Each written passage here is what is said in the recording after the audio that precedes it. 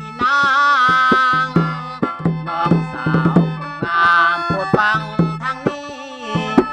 ดีๆรถโดยสารหรือว่าแท็กซี่เขาขับตั้งแต่เวลากลางเว้นส่วนรถอ้ายนี้ขับกลางเว้นมันบ่เป็น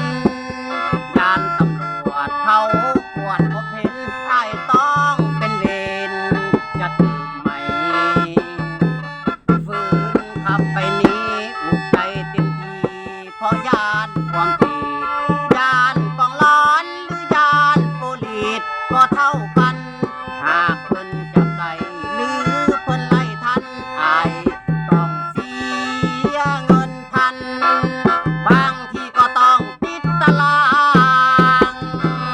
น้องสาวคนงามโปรดฟังทางนี้ก่อนเด้อสาวใดขาดได้โซเฟอร์เชิญมาติดต่อหรือว่า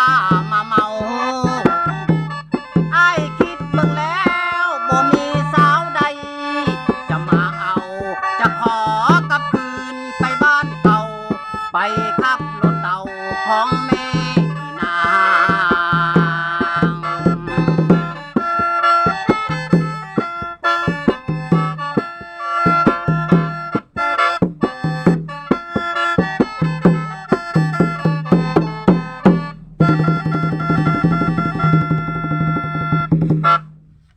โอ้เพลงนี้ห้องรอบเดียวจบเลยก็ดีใจมื้อนี้มาเยี่ยมยามพ่อใหญ่ทองดีซึ่งเป็นสร้างแปลงแคนยอดเยี่ยม